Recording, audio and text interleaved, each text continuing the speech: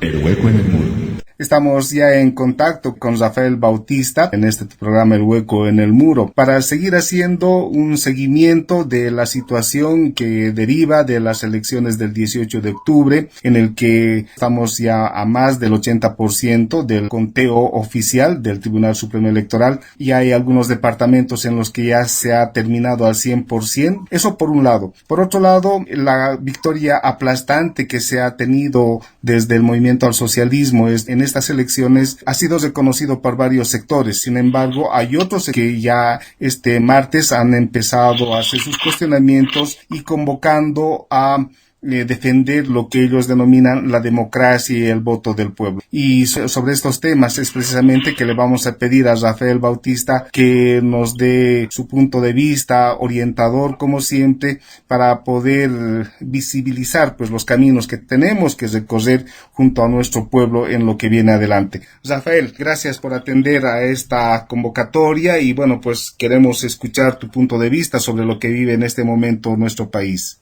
Bueno, Pablo, en primer lugar, lo que habría que ponerse a pensar acá es qué ha pasado detrás de bambalinas para que no solamente el resultado electoral haya puesto en ascuas a la derecha, nos haya sorprendido, sino además haya sido de tan contundente caudal que básicamente incluso quienes tenían el mejor optimismo de parte del MAS, de los movimientos populares, pues nadie estaba, como quien dice, esperando un resultado de tal magnitud.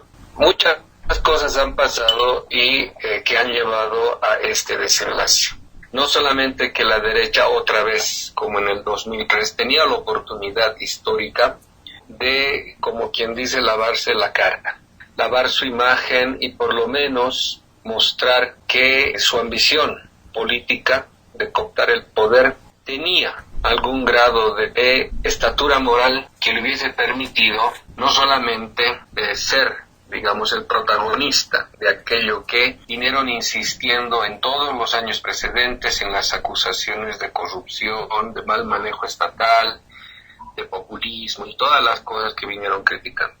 Pero más bien lo que han hecho es mostrar que ellos eran los verdaderos mentirosos, calumniadores, corruptos y rateros, ¿no? O sea, para decirlo así en clarito.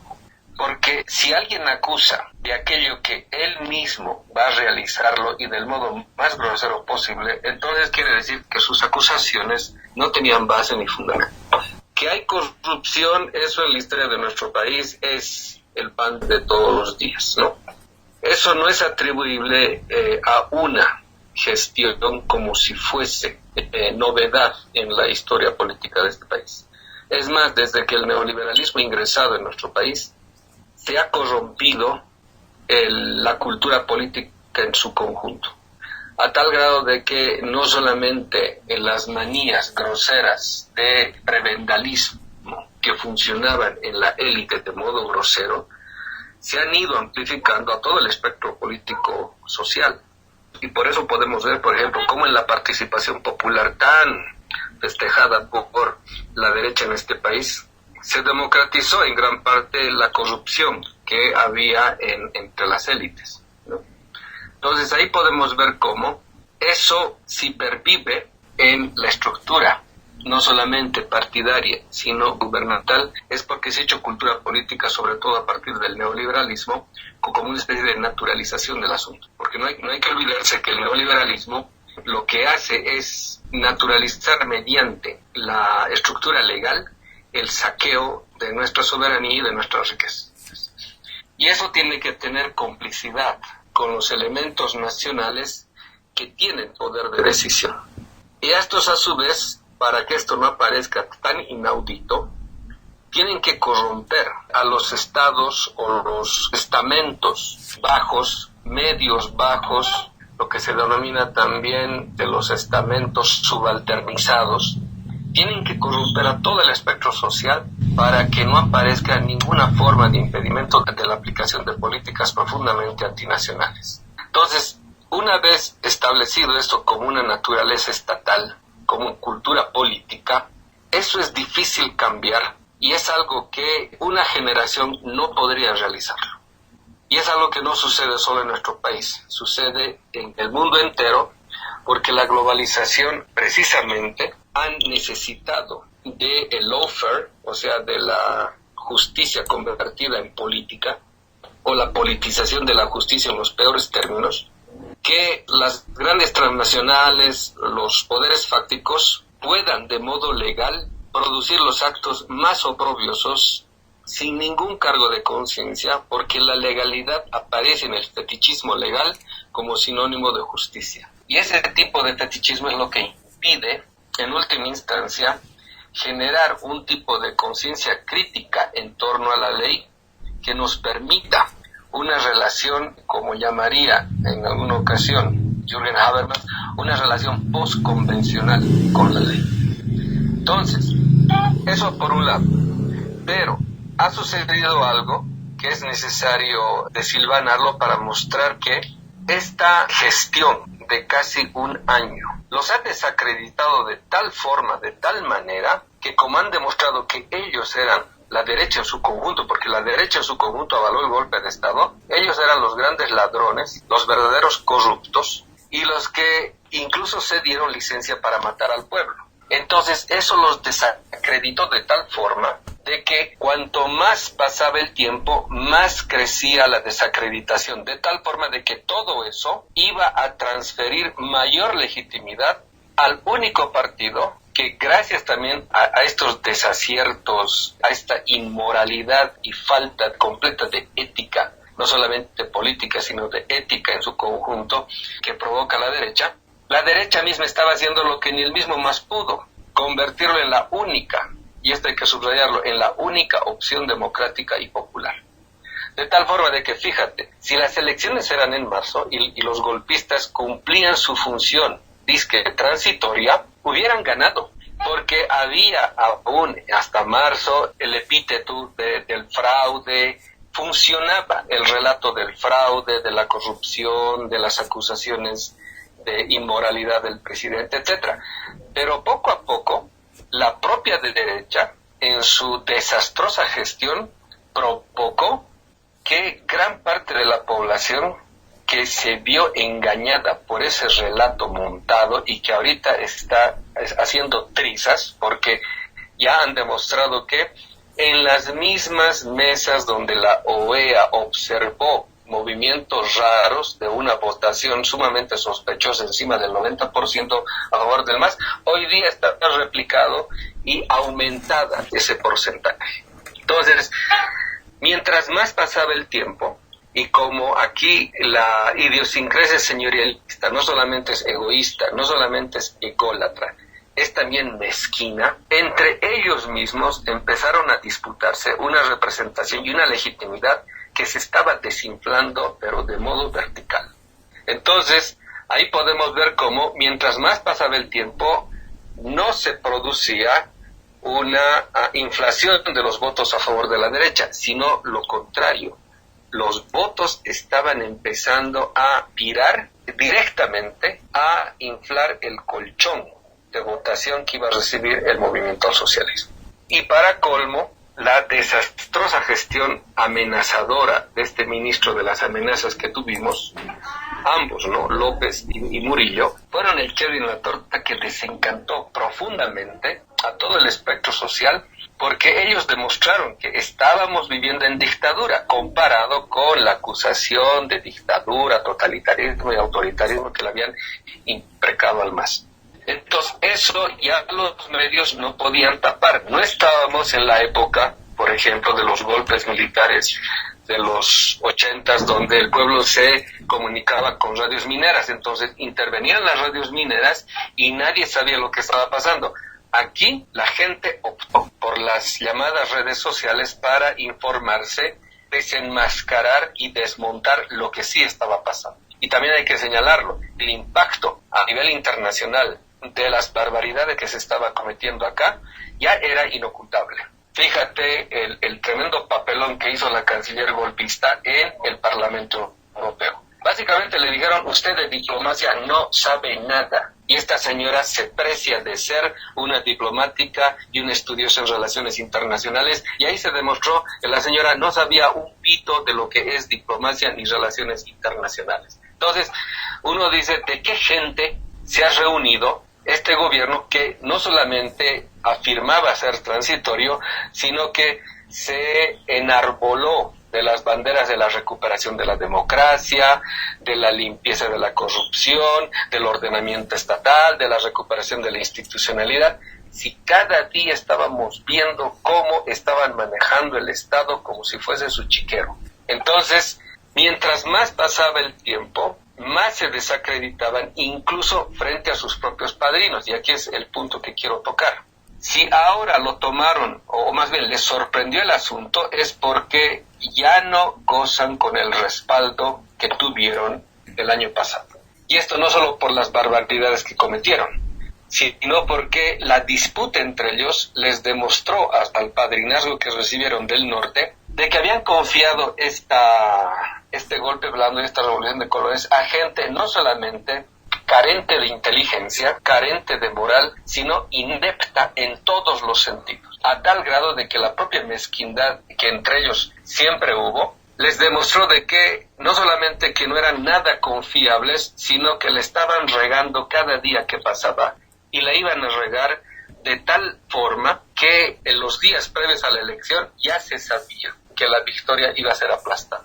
Entonces, tuvieron que estar negociando hasta último momento para que el propio Tribunal Electoral no dé el visto bueno o el ok para que las encuestadoras dieran el resultado que todos ya sospechaban que estaba sucediendo. Y las propias encuestadoras, porque también tienen sus tratos, sus connivencias y sus complicidades con los poderes fácticos, con el poder económico y político de derecha, estaban en una encrucijada porque se estaban jugando también su credibilidad. Entonces, ese lapso entre las 8 y las 12 es algo que hay que desentrañar de modo analítico, o más bien de modo hermenéutico, porque estaban en reunión de gabinete y ya la gente sabe, es un secreto a voces, de que las peleas internas que estaban sucediendo, echándose la culpa unos a otros, porque ya se sabía el resultado.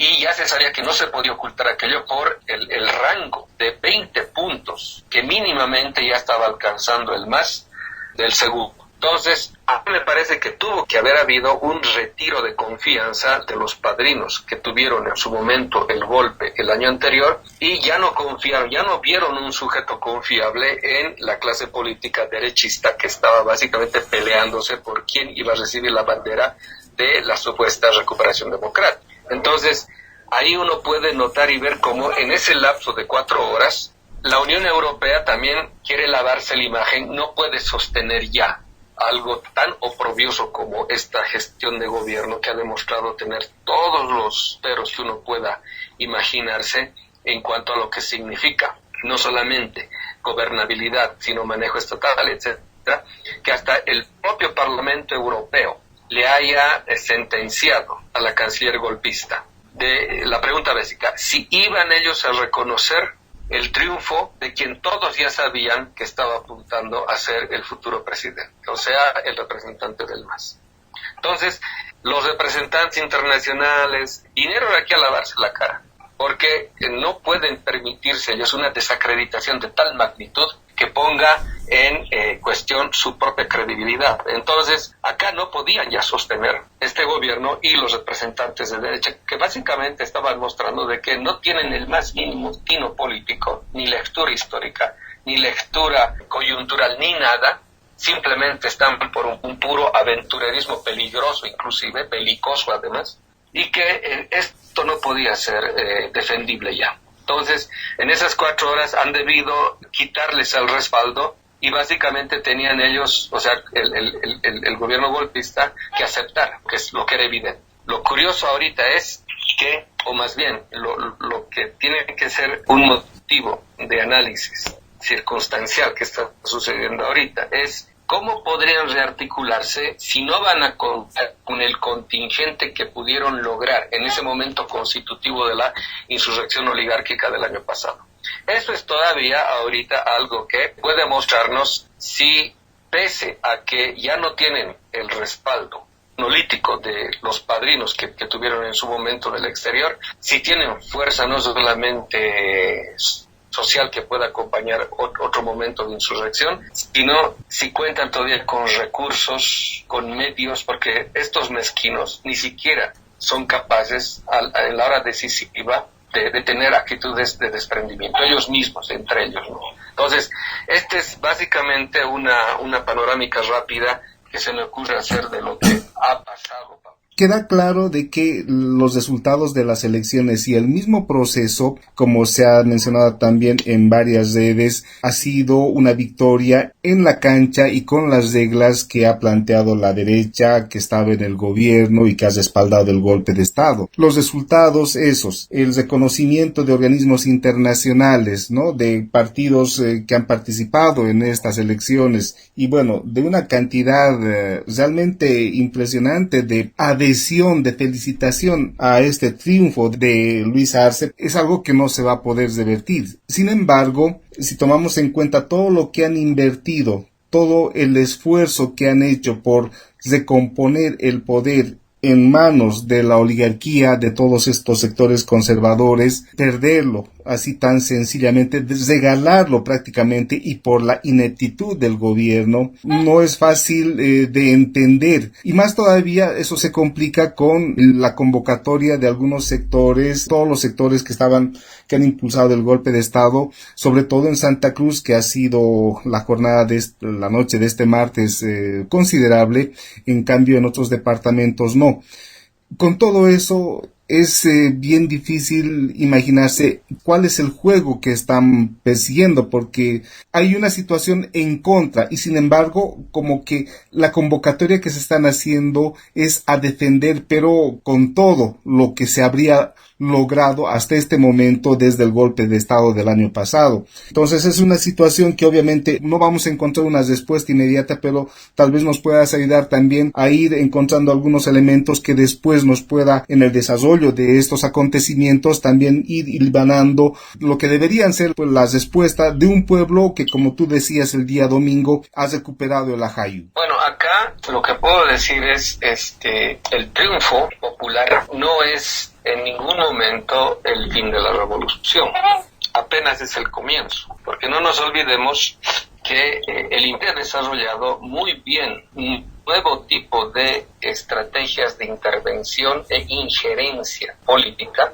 para implosionar los procesos democráticos desde adentro. Entonces, una de las cosas que puede suceder, porque tenemos que tener en cuenta de que también siempre tienen ellos un plan de contingencia o un plan B. Entonces aquí la cosa sería más o menos la siguiente. Digamos que o aceptarían el triunfo inobjetable del movimiento socialista, pero con la cantidad que suma todavía la derecha en su núcleo duro, que es básicamente el voto de Camacho, y acantonado ahorita en Santa Cruz, podrían generar otra vez las condiciones de posibilidad de una revolución de colores. Es decir, generar lo que se llama el caos constructivo, así le llaman las agencias de inteligencia imperiales. Es decir, diseminar el caos de tal forma de que haga imposible gobernabilidad o gestión estatal. Y eso supone otra vez, ¿no?, el peligro de la balcanización, porque los golpistas de ahora son los mismos del 2008. O sea, los que prácticamente estaban queriendo dividir al país en dos, la famosa media luna.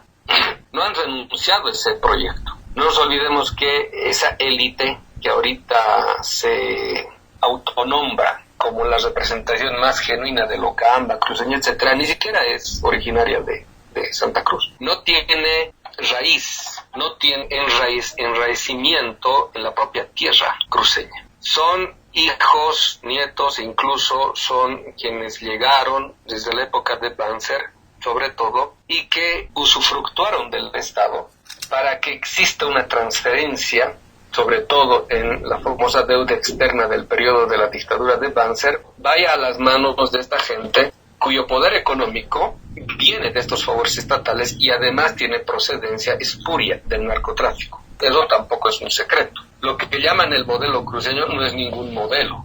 El modelo cruceño es básicamente ese tipo de transferencia que le ha costado al país en cuanto a deuda externa y que solo ha tenido a este tipo de élites como las únicas beneficiarias de ese robo que se dio al país. Y después del lavado de dinero que se hace en dictaduras, y eso describe muy bien el componente orgánico de estas élites que son profundamente fascistas, porque también el origen de su poder económico es profundamente sucio, espurio, etc. Entonces, eso te demuestra cómo es una élite que, a diferencia de Occidente, por ejemplo, no tiene el miedo heredado del cerco indígena, del indio hecho multitud. Por eso muestran la prepotencia que muestran y por eso pueden identificarse con su caudillo déspota, que en este caso sería Camacho, que no le produce vergüenza alguna la ignorancia que exhibe en los medios, en sus foros, etc. Estamos ante la imagen más, ya no solo chabacana o pedestre, sino más vulgar de una élite oligárquica y que está buscando desplazar a la élite del occidente, a la que llaman la élite colla, para ellos hacerse con el poder político del país. Pero eso es imposible desde que no tienen lectura nacional, y para tener lectura nacional primero tienen que tener raíz local.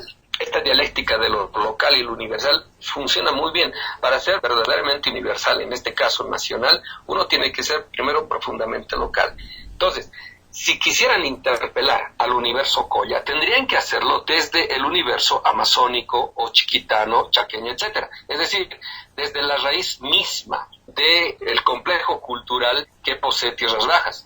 Pero nunca parten de eso porque lo desprecian. Por eso no pueden tener ni lectura nacional, porque no tienen primeramente lectura local. Su lectura es básicamente lo que alguna vez un amigo nos decía del libro de Carlos Mesa. El libro de Carlos Mesa, Historia de Bolivia, es en realidad de Plaza Murillo, nada más. Entonces, la visión que de país tienen esta élite fascista no es ni siquiera de Santa Cruz, es de Equipetrol, punto.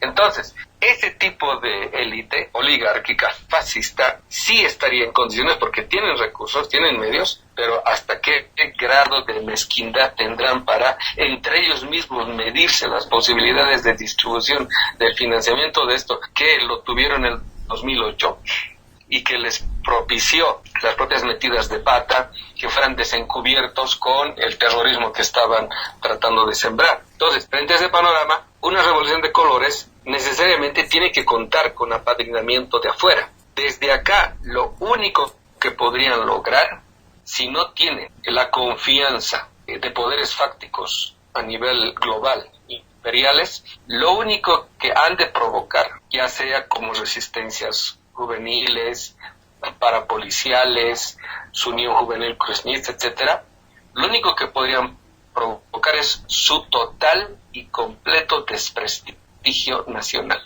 O sea, estamos en vísperas de también poder ver, porque la derecha nunca ha sido inteligente en este país, de poder ver cómo ellos mismos estarían autodestruyéndose como opción política, como opción elitaria, como opción nacional, porque uno puede ver que a cada declaración, a cada paso en falso que dan, cómo la desacreditación es mayor. Y uno puede ver cómo sus propios portavoces de estos movimientos de resistencia, sobre todo civil, que aún poseen, no tienen la altura de convocatoria ni de interpelación para hacer creíble otra vez algo que les sirvió el año pasado, la figura del fraude. Hoy en día no pueden ellos objetar al tribunal electoral, que ha sido puesta por la golpista, y han removido a todas las cabezas de los tribunales electorales, gente de derecha, de sus compadres.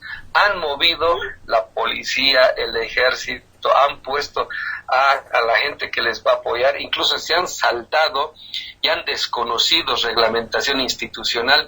En la Cancillería, la propia golpista la canciller golpista ha puesto gente amiga de su hijo. O sea, las barbaridades que han cometido, no es creíble el argumento ahora que puedan decir de que el más controla el tribunal electoral, o que esto es un fraude, que si es Mori es masista. O sea, ya están en las ridículas. Y si te das de cuenta, cuanto más pasa el tiempo, así como fue desacreditándose el gobierno de facto, del mismo modo el discurso golpista de la famosa revolución pitita va desacreditándose, va desinflándose y se muestra como lo que en última instancia fue una burbuja, nada más. Entonces, esto no quiere decir que no opten en ese suicidio político, que no opten también por algo peligroso, que sería básicamente generar un estado de violencia que tenga como objetivo la balcanización, que no pudieron haberlo realizado el 2008. Entonces, por eso, ¿no? Cuando una bestia está herida, es más peligroso. Por eso, el pueblo tiene que estar vigilante, el pueblo tiene que estar, como quien dice, aquí decimos, ¿no? Ojo al charque, es decir, tiene que estar vigilante, tiene que actuar prudentemente, porque la violencia que estos están queriendo desatar, estos no miden consecuencias. Pero, como dice Su alguna vez, ¿no? Hay que utilizar incluso la fuerza del enemigo para que esa fuerza vaya en contra de él mismo.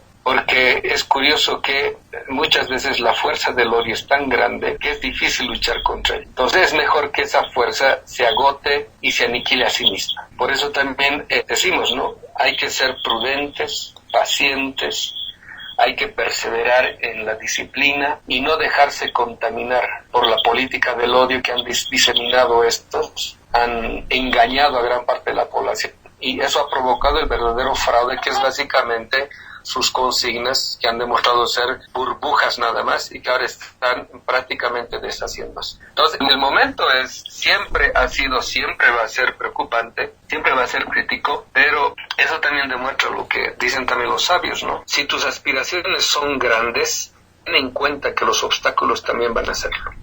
Y tus retos siempre también van a ser del tamaño de tus propias fuerzas. Entonces, el pueblo ha recuperado su ajayu. La confianza y la fe en sí mismo es lo que tiene que llenarlo de amasa y de chama hoy en día. Porque no nos olvidemos, las revoluciones no son o no se producen por demandas circunstanciales. Las revoluciones cargan demandas históricas y que están pidiendo su resolución también histórica. Entonces, el tamaño del pueblo no es el tamaño físico que ve uno como objetividad, sino también es el tamaño moral, es el tamaño simbólico y hasta místico de lo que acontece como la síntesis de todos los tiempos que están pidiendo su resolución en el presente. Entonces, otra vez, la recuperación de la ajayu tiene que traer también la fuerza y la energía que requiere el pueblo para resistir, para hacerle frente con la estatura moral, ética, histórica y política que ahora tiene el pueblo como unción popular y democrática que la ha recuperado. Esto es lo que puede y debe estar encarnado en el pueblo para darle una resolución histórica al momento que estamos viviendo, Pablo. Muy claro y esperanzador, sobre todo en este momento en el que podemos estar en vistas precisamente de una opción de esas características de estos sectores que han sido derrotados, pero con mucha contundencia. Esperamos estar más adelante también nuevamente en un nuevo contacto, Rafael, porque sabemos que esto va a ser muy dinámico durante los siguientes días y habrán sorpresas seguramente que harán falta también de los aportes como los que nos has hecho ahora. Gracias, Rafael. Bueno, gracias, Pablo, y siempre decir a los hermanos, a las hermanas, a los gilat, los cuyacas, que no hay que dormirse. Antes del amanecer siempre hay una oscuridad más negra que la noche. Pero esa es, digamos, la prueba. Hemos atravesado casi un año y básicamente un año también es lo que en el mundo cristiano se conoce como la prueba del corderito, del sacrificio de los primogénitos. Entonces el sacrificio del pueblo ha sido su constancia. Su corderito ha sido su confianza y su fe en los ancestros, en los abuelos y en las abuelas, en la Pachamama, en el Alajpacha que nos han acompañado, y ellos están pendientes de lo que les pasa a los vivos, porque siempre dicen los sabios, ¿no? Los muertos se ocupan de los vivos y los muertos rezan por los vivos. Si los muertos no estuviesen, como quien dice, dando la cara por los vivos no viviríamos ni un día más. Así que les debemos también a nuestros muertos el que estemos vivos, y por ellos también es la lucha. Así que no hay que dormirse en sus laureles, no hay que creerse el triunfo antes de que el pan salga del horno, hay que estar vigilantes, porque como dice el Jesús Durán, ¿no? El cuarto no es solo una voz, el cuarto es un pueblo entero que clama su voz. Serpiente extensa y puma garrudo, dice. El cóndor metálico que viene desde los tiempos y está ahora presente con nosotros. Entonces, un hayaya para el pueblo que ha recuperado su espíritu y le ha demostrado a la derecha que en su propia cancha les podemos ganar y tenemos más estatura moral que ellos y podemos nosotros dar la cara histórica y políticamente porque le hemos demostrado a la derecha que el pueblo es más digno que esta representación grosera y espuria que tiene la oligarquía en nuestro país. Entonces, gracias a nuestro pueblo, estamos recuperando la verdadera democracia. El pueblo, estamos recuperando la dignidad de nuevo. Y gracias a nuestro pueblo vamos a superar esta prueba y vamos a resolver históricamente este entuerto y vamos a mostrarles a la derecha en su conjunto que un mundo nuevo no solo es posible, es necesario, y eso va a ser la proyección, que los más pobres, vilipendiados, humillados, denostados de toda nuestra historia, lo indio que tenemos todos, es lo que va a dar la cara por nosotros y por el mundo, porque Bolivia es centro geopolítico ahorita, que lo que se decide en nuestra tierra va a repercutir continentalmente y mundialmente. Pablo, muchas gracias. Gracias a ti, Rafael. El Hueco en el Muro.